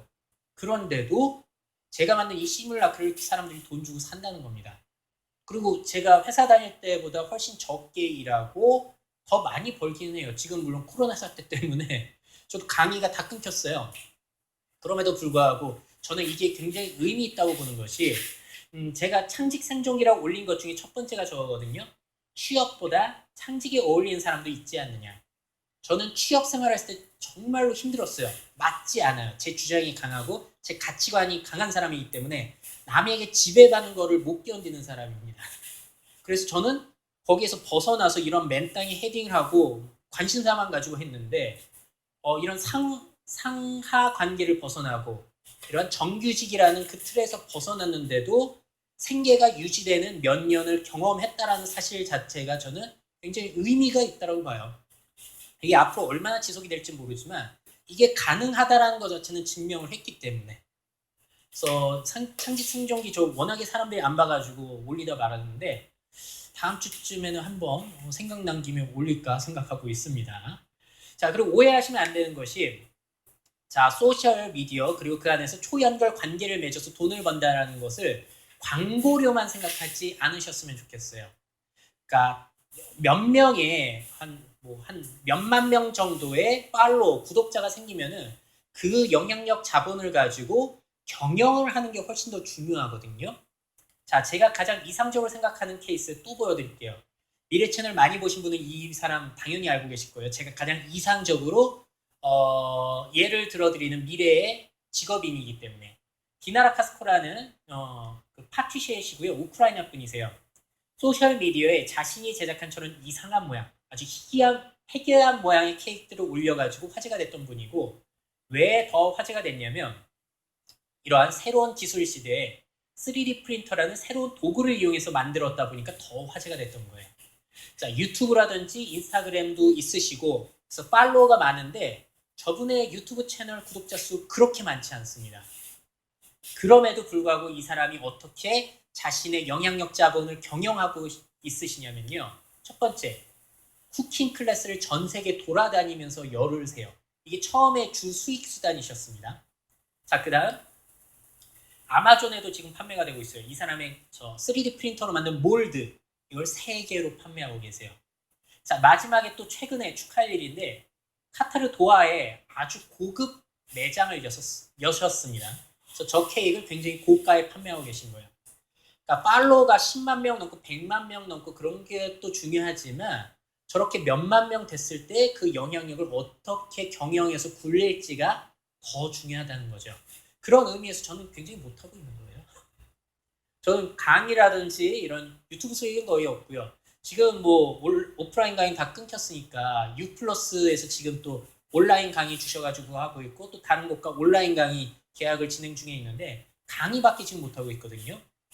어떻게 하면은 저희 구독자들이라는 영향력 자본을 선한 쪽으로 써가지고 할 수 있을까 계속 고민하고 있습니다. 아이디어가 잘 안 떠올라요, 사실. 그게 제 과제인 거고요. 자, 그래서 여러분들한테 한번 생각해 보셨으면 하는 거는 이런 초연결 관계에서 이렇게 자기가 좋아하는 걸 하면서 영향력 자본을 형성하고 돈까지 벌 수 있는 환경이 일단 되기는 했으니까 지금부터 뭘 준비하면은 이 관계에서 내가 영향력 자본을 쌓을 수 있을까를 생각해 보시는 것도 앞으로의 세상을 살아가는 한 가지 방법이 될 수 있다는 거예요. 모든 사람이 그렇게 할 필요는 없지만. 왜냐면 여러분이 지금 50세라고 하더라도, 뭐 30살이라고 하더라도, 20대라고 하더라도, 뭐 나이 상관없이 한 5년, 10년, 5년만 제가 좋아하는 형이 이런 얘기를 하셨어요. 저한테 영감을 주신 오종철 형님이 또라이짓 또 5년 하면 먹고 살더라. 5년만 또라이짓 하면 분명히 저는 영향력 자본 쌓을 수 있을 것이라고 믿는 사람이거든요. 동의하는 사람. 자, 한번 생각해 보시는 것도 좋을 것 같습니다. 자, 이렇게 해가지고 인류의 새로운 인간관계 방식, 초연결 인간관계를 보여드렸고요. 야, 143개의 슬라이드를 1시간 10분 안에도 할 수 있네요. 관객이 없으니까 이게 가능한 거예요. 아마 이게 듣는 사람이 있었으면 2시간 정도 될 분량인데 상당히 흥미롭습니다. 그래서 여러분들도 이 영상을 보시면서 이 영상이 당연히 제 말이 정답은 아니죠. 어떤 일부분을 보여줄 수밖에 없는 부분은 저도 인정을 하는 거고요. 여러분들이 들으시면서 정반 합의 과정을 거치시면서 이건 아닌 것 같은데 저건 맞는 것 같아. 그리고 자신의 상황과 여러 가지를 막 섞어 가시면서 좋은 아이디어가 떠오르셨기를 바라는 게 제 가장 오늘 강연의 바람이라고 볼 수 있겠습니다. 마지막으로 한 가지 얘기만 하면서 끝낼게요. 아까 어떻게 하면은 뭘 준비해서 영향력 자본을 형성해 갈까라고 말씀을 드렸는데 그 방법론 중에 하나가 바로 테니스 공이에요. 자, 제가 두 사람한테 이 얘기를 들었습니다. 사실 아까 말씀드렸던 그 개그맨 출신 오종철 형님이 처음 말씀해 주셨고 저의 세상 롤 모델이었던 버진그룹의 리처드 브랜슨이 자신의 블로그에 테니스 공 이야기를 적었어요. 똑같은 얘기를 두 사람이 해가지고 소름 끼쳤는데 뭐냐면 개들은 테니스 공을 다 좋아하더라는 겁니다. 개들한테는 테니스 공만 던져주면은 세상 일 다 팽개치고 그 테니스 공을 따라가더라는 거예요. 그러니까 개들한테는 이 테니스 공이 모든 것을 다 제쳐두고 추구하는 정말 자신의 관심사라는 거죠. 최애 관심사. 그러니까 이런 거를 여러분들한테도 우리들한테 던져볼 수 있다는 거예요. 자, 여러분의 테니스 공은 무엇입니까? 세상 일 다 제쳐두고라도 여러분들이 정말로 좋아하는, 관심 있어 하는 그 분야가 무엇인지 한번 생각을 해보셨으면 좋겠고요. 저도 그 종철형님의 테니스공 얘기를 듣고 뭘까 생각하다 나는 세상 변화에 제일 관심 있는데 과거의 방식에서 이제 단절을 일으켜서 새로운 세상으로 가는 거, 삶의 새로운 방식을 제시하는 것이 나의 최관심사인데 라는 게 떠올라서 이렇게까지 온 거였거든요. 이렇게 아직까지 먹고 살 수 있는 거 한번 여러분들도 여러분의 테니스공은 무엇인지 생각해 보시면 좋을 것 같습니다. 자, 오늘 준비한 특강 여기까지예요. 저 앞으로는 이런 특강 형식으로 준비를 많이 하려고 합니다. 왜냐면 그 질이 높아지기 때문에 대신에 보는 사람들은 훨씬 적어지겠죠. 자, 혹시 여기까지 다 보신 분 손 한번 들어주시죠. 손. 자, 그러니까 이 영상 다 보신 분들은 댓글로 한번 손이라고 댓글 남겨주세요. 너와 나의 아무 말. 그래서 정말로 끝까지 보셨다면 그 손이라는 메시지를 보고 제가 파악을 할 수 있을 것 같습니다. 과연 조회수 1000은 넘길 수 있을지 궁금하네요. 자, 저 또 이쪽 분야로 해가지고 연구하고 있는 주제들이 몇 가지 있거든요. 또 몇 주 뒤가 될지 몇 달 뒤가 될지 모르겠지만 이렇게 미래 특강이라는 이름으로 올라오면은 이런 식이 될 것이다 라고 생각하셔서 보시면 될 것 같아요. 자, 그럼 오늘의 강의를 마치도록 하겠습니다. 자, 그럼 여러분들에게 영감을 드릴 수 있는 좋은 소식 가지고 또 찾아뵙도록 할게요.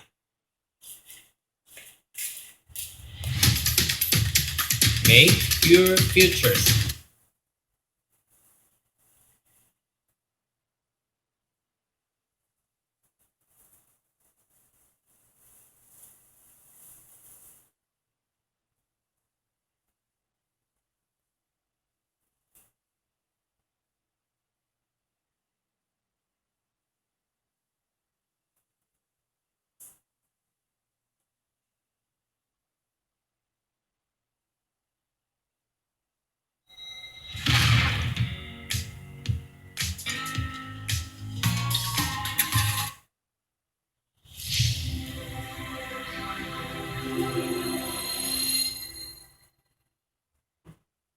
안녕하세요. 수아입니다. 성인들은 1년 동안 약 6권의 책을 읽고 10명 중 4명은 단 한 권의 책도 읽지 않으며 2년 전과 비교했을 때 성인들의 독서량은 약 2권 정도 줄어들었는데요. 그럼 전자책이 생겨서 그런 게 아니냐라고 생각할 수 있겠지만 종이책과 전자책을 합산을 해봐도 성인들의 독서량은 점점 더 감소하고 있다는 겁니다. 하지만 이런 현상도 어찌 보면 너무나 당연한데요. 유튜브나 넷플릭스처럼 재밌거나 유용한 정보들을 영상으로 쉽게 접할 수 있기 때문입니다. 즉 이런 양질의 정보들을 다양한 매체로 쉽게 얻을 수 있게 됐는데 왜 굳이 책을 읽어야 하냐라는 생각일 겁니다. 그런데 왜 수많은 매체에선 여전히 독서를 강조하고 있는 걸까요? 다양한 관점에서 그 이유를 찾아볼 수 있겠지만 저는 심플하게 내각의 관점에서 독서가 필요한 이유를 알아보도록 하겠습니다.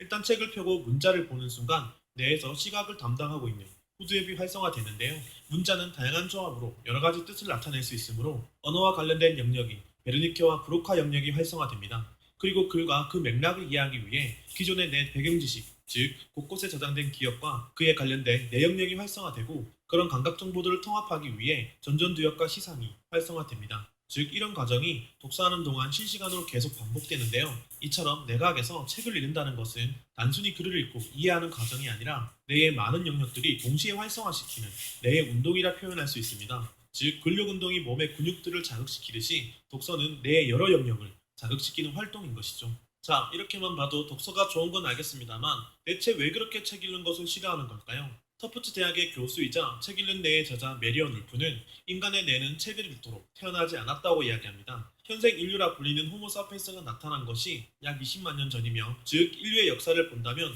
대부분은 문자 없이 살아왔다는 겁니다. 그래서 문자를 읽고 그 뜻을 이해하며 또 사색을 가능케 하는 독서는 우리 뇌에겐 아직 익숙하지 않다는 건데요. 게다가 우리 뇌는 애초에 산만한 것을 좋아합니다. 즉 뇌는 산만함과 여러 곳에 주의를 옮기는 멀티태스킹을 할 때 즐거움과 보상의 도파민이 분비된다는 거죠. 그 말은 얌전히 앉아서 책에만 집중하는 독서를 힘들어할 수밖에 없다는 건데요. 그런데 이 말을 반대로 생각해보면 독서를 한다는 것은 산만함과 충동성 그리고 멀티태스킹까지 줄일 수 있다는 말이 됩니다. 그럼 독서는 어떤 이유로 충동성과 산만함까지 줄여준다는 걸까요? 그 이유는 독서를 통해 발생되는 집중력인 초점성 집중력 때문인데요. 집중력에는 크게 두 가지가 존재합니다. 하나는 반응성 집중력이고 또 또 다른 하나는 초점성 집중력이죠. 반응성 집중력은 주변 자극에 자연스럽게 통제당하는 피동적인 집중력인데요.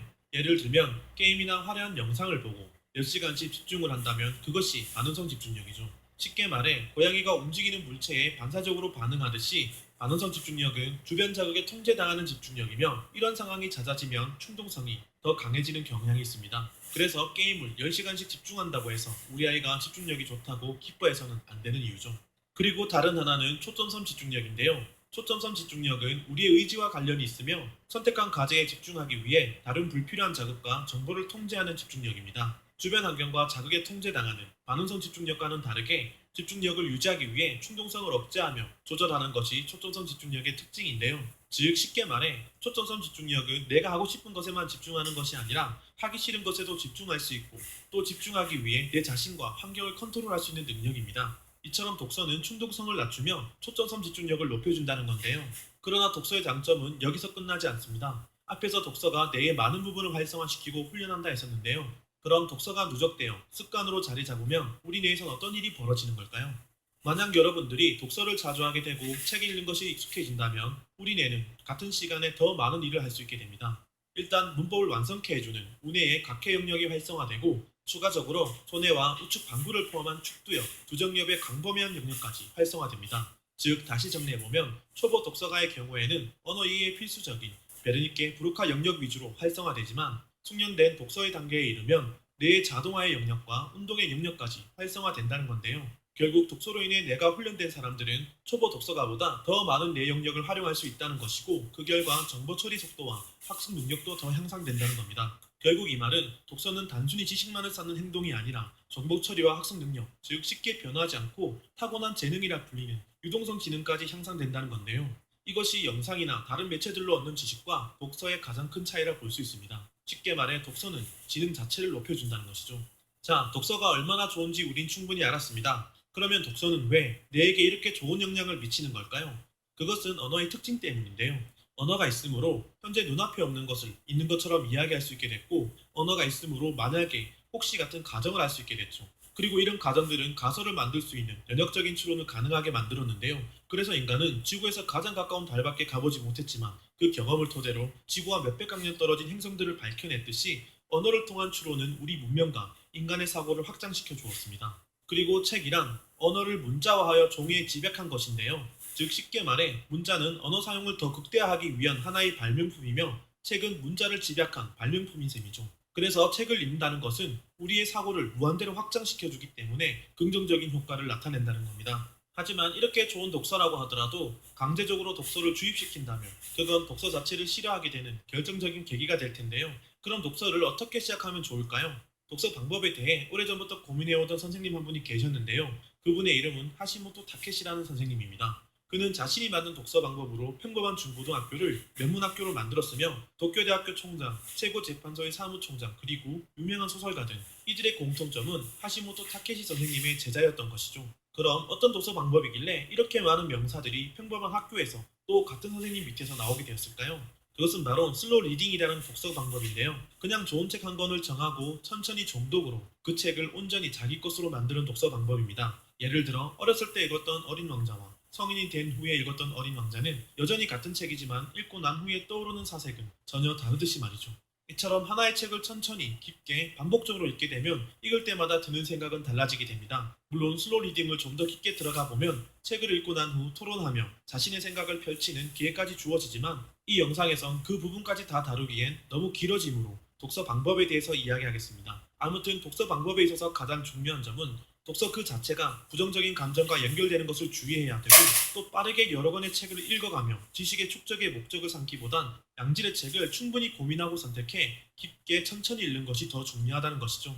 하지만 마지막으로 주의할 점이 있는데요. 무조건 아무 책이나 읽는다고 해서 다 좋은 것은 아니란 겁니다. 책에도 양서와 악서가 있듯이 혐오와 잘못된 지식으로 가득 찬 책들도 많이 있으므로 처음 독서를 시작할 때에는 무조건 내가 좋아하는 책을 보기보다 내가 관심 없는 주제더라도 추천 독서를 위주로 읽는 것이 좋다는 겁니다. 실존주의 철학자 샤르트르는 자신이 세상에 대해 알게 된 것은 오로지 책을 통해서라고 이야기했듯이, 독서는 우리의 사고를 무한대로 확장시켜줍니다. 그리고 확장된 사고는 자신의 정체성을 확인하는 동시에 타인에 대한 입장을 이해할 수 있게 해주죠. 주변의 환경을 알아야 현재 내 위치를 알 수 있듯이 자아 정체성의 확립에도 독서는 도움이 된다는 겁니다. 이처럼 타인을 이해하고 공감하는 능력을 조망수용 능력이라고 하는데요. 이 조망수용 능력이 최근 주목받고 있는 EQ, 즉 감성지능과도 아주 관련이 깊습니다. 그리고 타인의 입장을 자신의 입장처럼 이해하고 공감할 수 있다는 것은 인성교육과도 맞닿아 있는 것이죠. 이처럼 자극적인 정보가 넘쳐나는 현대 매체들은 타인을 배려하기보단 혐오만 가득하게 만들었습니다. 오로지 자신들의 이득에만 관심이 있고 내 편, 네 편 가리기가 바쁘니까요. 이렇게 삭막한 세상에서 독서는 차가운 머리와 따뜻한 가슴으로 거짓에 선동당하지 않으며 타인을 배려하고 공존할 수 있습니다. 즐거움이 가득한 세상 속에서 이렇게 재미없는 영상을 끝까지 보는 여러분들처럼 현명한 사람들이 더 많아져야 이 세상이 아름다워지듯이 말입니다. 오늘은 여기까지입니다. 구독과 좋아요는 사오를 더 좋은 영상을 만들게 합니다. 이상 사오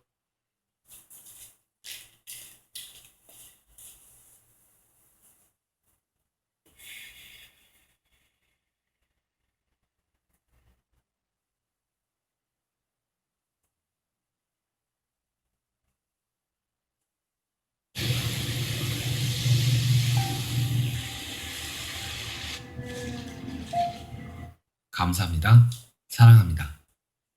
오늘 소개해드린 책은 무심코 읽다가는 강력한 저항감을 느낄 수도 있습니다. 우리의 잠재의식에 뿌리내린 돈에 대한 긍정적 부분이 아닌 부정적인 부분이 더 튀어오르면서 마음을 심란하게 만듭니다. 왜냐하면 이 책은 우리 안에 돈에 대한 부정적인 믿음을 뿌리째 뽑아버리기 위해 돈에 대한 부정적 믿음을 계속 흔들어 버립니다. 그렇게 흔들 때마다 스스로 인지하고 있지 못했던 돈에 대한 믿음들이 올라옵니다. 이것을 알아차리고 소개되는 17가지 법칙을 익힌다면 부자가 되지 못할 이유는 없어 보입니다. 세상엔 다양한 사람들이 있고 다양한 환경에서 다양한 믿음을 가지고 살아갑니다. 이 책은 개인적으로 돈에 대한 자신의 믿음이 어떤지 확인해보는 도구로도 유용할 거라는 생각이 듭니다. 사실 대부분의 사람은 부자가 되고 싶어 하지 않습니다. 다시 말하면 부자가 되고 싶다고 하면서도 부자가 되기를 거부합니다. 잠재의식 안에 부자가 되어서는 안 되는 부정적인 정보들을 수두룩하게 쌓아놓고 있습니다. 단지 그 점을 스스로 인지하지 못할 뿐입니다. 당신은 부자를 보면 어떤 마음이 먼저 드시나요? 좋은 차를 몰고 다니는 사람들을 보면 어떤 생각이 드시나요? 또 자신이 부자가 된 모습을 떠올리거나 부자가 되려고 노력할 때 머릿속에서 어떤 일이 일어나나요? 뜻밖에도 마냥 좋지만은 않을 것입니다. 부자를 보면 어떤 생각이 드나요? 그리고 여러분이 부자가 되면 어떨 것 같은가요? 이렇게 물어보면 참석자들의 대답은 되게 비슷합니다. 사람들이 나를 진심으로 좋아하는 건지 내 돈을 좋아하고 접근하는 건지 알 수 없게 되겠죠. 돈을 많이 벌면 세금을 많이 내야 하잖아요. 자유시간도 없이 일만 하면 병에 걸릴 수도 있어요. 여기저기서 돈 꺼달라고 연락하면 어떡하죠? 좋은 차 타고 다니면 강도들의 타깃이 될지도 몰라요. 솔직히 남 등쳐먹는 인간들로 보여요. 돈이 많아지면 남편이 바람 피울 것 같아요. 책임질 게 너무 많아질 거예요. 돈을 관리하기도 부담스럽고 골치 아플 것 같아요. 떵떵거리다가 갑자기 망하면 어떡하죠? 이따가 없으면 그게 더 괴롭잖아요. 부자에 대한 부정적인 생각들이 꼬리에 꼬리를 물고 이어집니다. 이처럼 어딘가 불편한 감정이 올라온다는 것은 부자에 대해 내 안에 부정적인 정보가 입력되어 있다는 의미입니다. 우리 잠재의식에는 머니 파일이 들어있습니다. 이 파일에는 부자가 되면 이런저런 점들이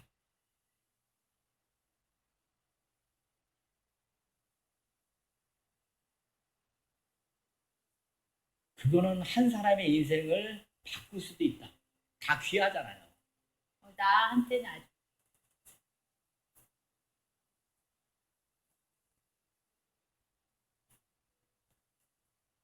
마음을 고요히 가라앉힐수록 참 자아가 생생히 느껴지고 기분이 좋아집니다.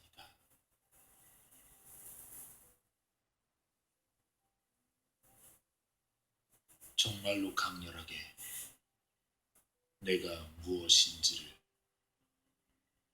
이 세상이 무엇인지를, 세상과 나의 관계가 무엇인지를 알기 원한다면 정말로 그 답을 알고자 하는 불타는 열망이 있다면 다른 모든 생각들은 떨어져 나가고 마음은 극도의 집중 상태가 됩니다. 에고라는 개념은 모든 망상의, 모든 환란의 근원입니다. 그것은 참 자아가 아닌 몸을 나와 그릇되게 동일시한 소산입니다. 에고는 개체성에 관한 생각, 만유인 나로부터 분리되어 있다는 생각입니다. 그러므로 에고는 그릇된 가정입니다. 우리는 사실 나이고 그것으로부터 분리되어 있지 않습니다. 에고가 보는 모든 것은 진실의 빛을 왜곡한 것입니다. 에고가 보는 모든 것은 이원성입니다. 에고는 일체성을 보지 못합니다. 에고가 보는 것에는 진실이 하나도 없습니다. 반대로 참 자아는 오로지 진실만을, 참 자아만을 봅니다. 삶 속의 모든 복잡한 문제는 참 자아의 그 단순성을 덮어 가리는 에고의 작용입니다. 삶을 힘들게 만드는 것은 에고입니다. 자신이 한계에 갇힌 에고라고 믿는 만큼 살아가기가 힘들어집니다. 이 세상에는 근본적으로 한 가지 문제밖에 없습니다. 그것이 다른 모든 골칫거리의 공통 분모인데, 그것은 길을 쓰고 에고가 되려 하는 것입니다. 불행에서 벗어나려는 욕망으로부터 에고를 놓아보내려는 욕망으로 마음을 돌려야 합니다. 에고는 끈질기고 결사적입니다. 그러나 에고야말로 모든 불행의 근원이며 참 자아가 모든 행복의 근원임을 깨닫고 나면 에고를 놓아보내기가 그리 어렵지 않게 됩니다. 우리가 참 자아 속으로 들어서면 에고가 장애물로 길을 가로막기 시작합니다. 우리는 수천 년 동안 자신이 한정된 이 육신이라 확신해 왔습니다. 그리고 이 한정적인 생각들을 놓아 보내려면 시간이 걸린다고 생각했지요. 하지만 시간은 에고의 생각입니다. 에고는 우리가 에고를 놓아 보내지 못하도록 호시탐탐 회방을 놓을 것입니다. 지적인 의문과 논쟁에 빠지는 것은 에고의 입지를 도와줄 뿐, 당신을 위해 해주는 일은 아무것도 없습니다. 의문을 제기하면 에고가 필요해집니다. 진정한 자신을 깨달으면 의문이 없어집니다. 당신이 할 일은 단 한 가지, 에고를 놓아 보내는 것. 당신은 지금 온전히 깨달아 있습니다. 그저 에고만 놓아 보내십시오. 에고에만 온통 주의가 빼앗겨 있다면 참 자아를 결코 보지 못할 것입니다. 자신의 에고가 받아들여지게 하기 위해서 당신은 다른 사람들의 생각을 빌려 사물을 바라봅니다. 인간적인 피로나 욕망은 모두 에고가 부추기는 것입니다. 에고는 무언가 필요하다고 생각합니다. 하지만 참 자아는 모든 것이 자신의 것임을 느끼고 압니다. 말을 할 때 당신은 에고의 주의를 요구하고 있는 것입니다. 말은 에고가 인정해 주기를 바라고 있습니다. 말 없이 있으며 당신은 자신이 소란을 피우며 찾고 있던 그 행복을 느끼게 될 것입니다. 말을 하고 있을 때는 거의 대부분 우리는 에고의 인정을 바라고 있습니다.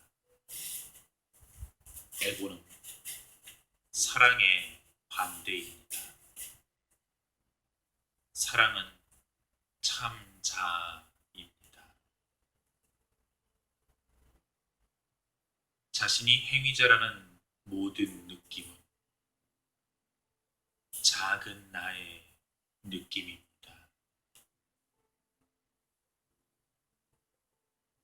에고를 만족시키고 싶어 한다는 것은 곧 결핍의 생각이 주는 고통에서 벗어나고 싶어 하는 것입니다. 모든 결핍은 분명 에고의 개념입니다. 행복하지 않을 때 당신은 에고의 인정을 구하지만 물론 얻지 못합니다. 문제의 또 다른 정의는 에고가 되려고 애쓰는 것입니다. 에고는 참 자아를 제약하므로 에고가 적을수록 당신은 어떤 일이든지 더 잘할 수 있게 됩니다. 이러한 에고를 발달시키는 데에만 수백만 년이 걸렸습니다. 참 자아가 보이기 시작할 때까지 계속 에고를 놓아 보내십시오. 참 자아가 보이기만 하면 금방 에고를 내려놓을 수 있습니다. 더 이상 자신을 한계에 갇힌 에고와 동일시하지 마십시오. 에고를 충분히 내려놓고 나면 에고는 약해져서 참 자아가 나머지 길로 우리를 데려갑니다. 모든 성장은 에고를 놓아 보내는 것입니다.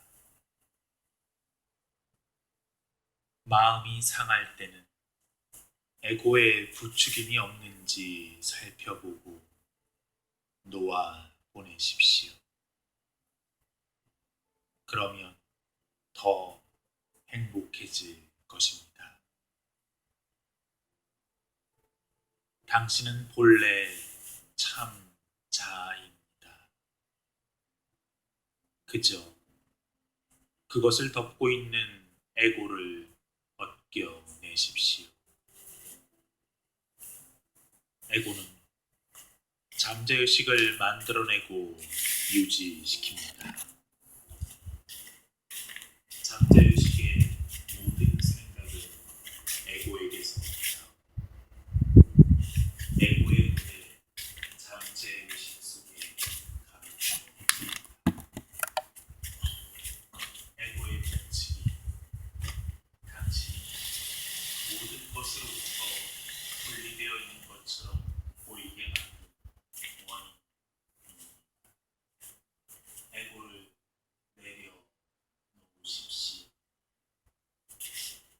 그리고 완벽한 평화와 기쁨 속에 영원히 거하십시오.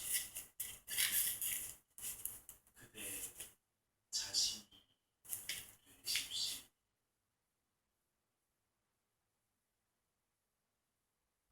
먼저 신의 왕국을 찾으라. 그러면 그 위에 모든 것이 더해지리라. 당신은 선택의 여지 없이 언제나 늘 창조하고 있는 창조자입니다. 하지만 이제 당신 원하지 않는 것은 창조의 내기를 그만둬야 합니다.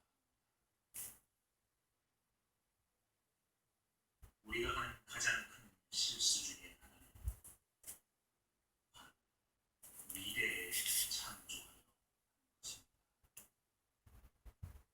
나는 이걸 가질 거야. 그렇게 하면 그것은 늘 미래에 있게 됩니다. 무언가를 창조하려 그것이 지금 보이게 해야만 합니다. 지금 그것이 있게 마련입니다. 그것은 바로 지금 나의 것입니다. 욕망이 없는 상태의 이름은 당신 자신이 만유임을 압니다. 그 모든 것은 더 이상의 필요도 결핍도 없습니다. 모든 것이 당신입니다. 그것은 당신 것이 아니라 당신이 그것입니다. 소유의 상태를 넘어 있음의 영역에 도달해야만 합니다. 그곳만이 당신이 있는 곳입니다. 거기서 당신은 자신이 아무것도 아무것도 가지지 못한 것이 없는 무한한 만유임을 알게 됩니다. 거기에 가장 그윽한 평화, 궁극의 기쁨, 궁극의 만족이 있습니다. 마음을 깊이 가라앉힐수록 참 자아를 더욱 깊이 느낄 수 있습니다. 그리고 기분은 더욱 좋아집니다. 마음이 고요해지는 만큼 기분은 더 좋아집니다. 생각은 당신에게 아무런 영향을 주지 못합니다. 자신을 몸 그리고 마음과도 동일시하지 않으므로 당신은 문제도 고통도 없습니다.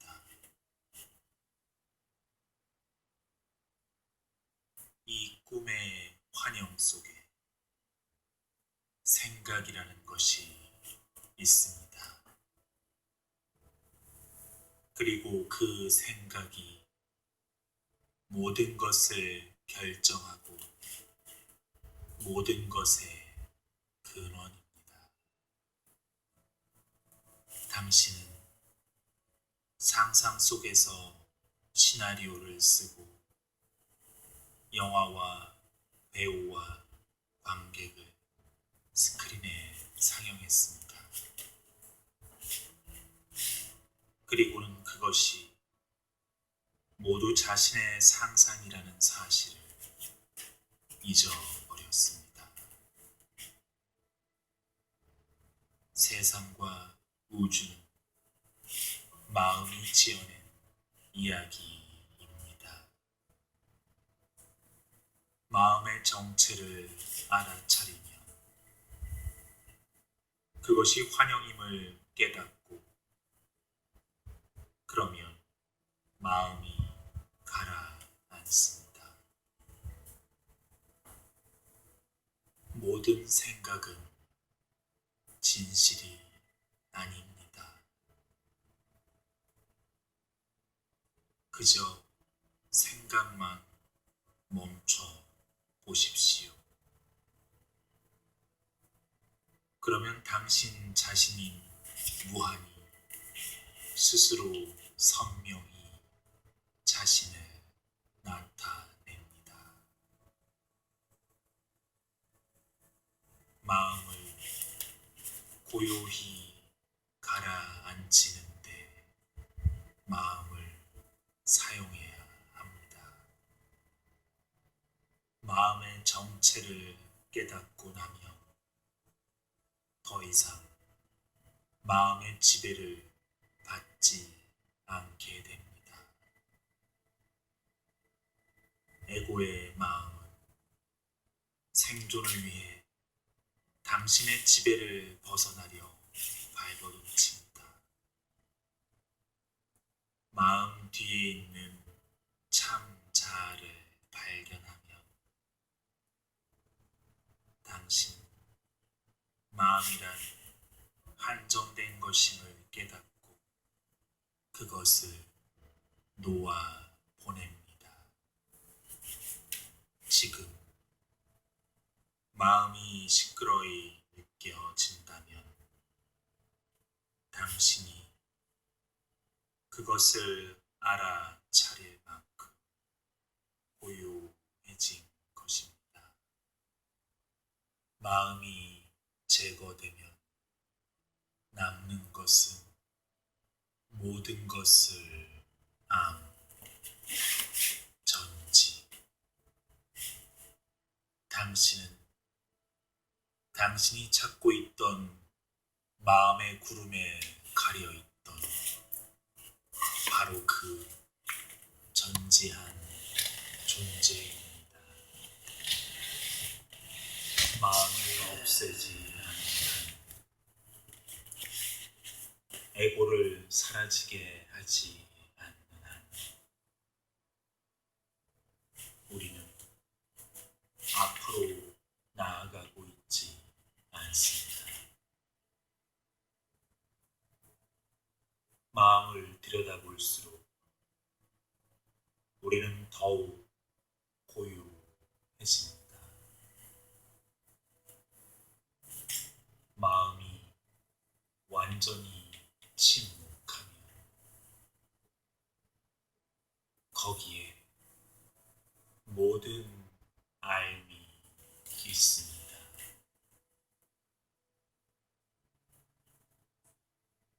그와 그녀와 그것이 존재하려면 먼저 내가 존재해야만 합니다. 그래서 우리는 나를 창조해내고 그리고 나면 다른 것들이 존재하게 됩니다. 첫 번째 생각인 내가 없으면 다른 것에 대한 어떤 생각도 존재할 수 없습니다. 이것이 최초의 오류입니다. 바로 나는 분리된 개인이라는 생각 말입니다. 내가 분리된 존재라면 다른 사람들, 그와 그녀와 그리고 그것이 존재해야만 합니다. 당신은 먼저 일체로부터 분리된 개인이 됨으로써 그 일체를 조각조각 나누기 시작합니다. 생각이 먼저 당신을 일체인 있음으로부터 나누고 분리해내서 온갖 존재와 사물들과 온갖 관계들을 창조해냅니다. 이것이 전부입니다. 생각을 놓아 보내십시오. 그럼 무한하고 영원하고 찬란한 온통 환희롭고 알뜰한 당신만이 남습니다.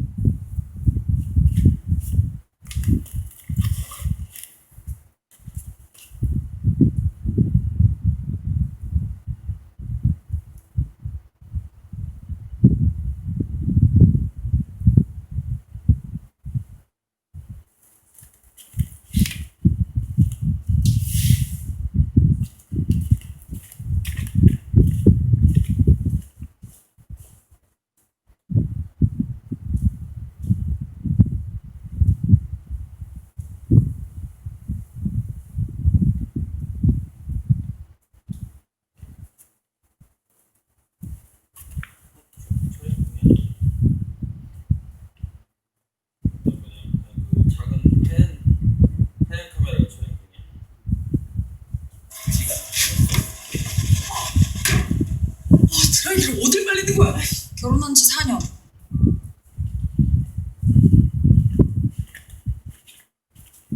당신 자신일 뿐인 참 자아가 당신의 진정한 나입니다. 이것만 알면 당신은 알아야 할 모든 것을 안 것입니다. 이것을 깨우치도록 도와줄 몇 가지 생각들이 있습니다. 곰곰이 새겨보십시오. 참 자아를 아는 것은 곧 참 자아로 있는 것입니다. 우주의 모든 존재들의 궁극적인 목표는 완전한 자유를 얻는 것입니다. 그러한 완전한 자유란 오로지 참 자아로서 있을 때가 바로 그런 때입니다. 참 자아를 자각하지 못하는 유일한 이유는 당신 자신이 이 세상에서 하나의 육신으로서 있고 싶어 하기 때문입니다. 모든 사람이 언젠가는 자신이 참 자아라는 사실에 눈을 뜨게 될 것입니다. 참 자아를 깨달으려면 마음을 충분히 고요히 가라앉혀야 합니다. 마음이 잠재의식 속에 무수한 생각들로 북적거리고 있으면 참 자아를 발견할 기회는 거의 없습니다. 그 무수한 생각들은 모여서 습성이 되고 그러한 습성을 내려놓으면 거기에 종속된 무수한 생각들도 떨어져 나갑니다. 당신이 참 자아로서 잊지 못하게 막는 유일한 것은 그 습성이라 불리는 마음의 습관입니다. 그것을 의지로서 몰아내십시오. 습성의 근원이 당신의 참 자아라는 사실을 깨달으면 당신은 그 자리에서 그것을 내려놓습니다. 마음이 충분히 자유로워지면 참 자아가 운전석에 앉고 그때부터 참 자아가 당신을 운전합니다. 참 자아가 아닌 존재가 되는 것은 많은 노력을 요구하고 그것이 우리의 삶이 힘들게 느껴지는 이유입니다. 참 자아로서 있는 것은 아무런 노력도 필요하지 않습니다. 당신은 자신이 참 자아로서 있기 위해 노력하고 있다고 생각하지만 사실은 참 자아가 아닌 에고로서 있기에 저항하는 데 노력을 쏟고 있습니다. 에고로서 있기를 바라는 마음과 동시에 에고로서 있지 않으려는 마음이 그 노력을 배가시킵니다. 참 자아를 자각하지 못하는 유일한 이유는 그 스스로가 참 자아가 아닌 다른 것을 원하기 때문입니다. 당신이 세상을 원하는 만큼 참 자아를 원한다면 금방 그것을 가질 수 있을 것입니다. 다른 어떤 것보다 당신 안에서 더 기쁨을 느낀다면 당신은 실로 올바른 방향으로 가고 있는 것입니다. 삶에서 기쁨을 발견한다면 당신이 틀린 방향으로 가고 있습니다. 어떤 것을 즐긴다면 그것은 틀렸습니다. 당신의 내면에서 기쁨을 찾으십시오. 기쁨이 되십시오. 당신 자신이 온통 기쁨이라면 것이 않습니다. 당신이 무엇을 즐기고 있다면 아직 이원성 속에 있는 것입니다. 내가 이것을 즐긴다면 거기에는 나가 있고 이것이 있습니다. 참 자아만이 있다면 나나 이것은 존재할 수 없습니다.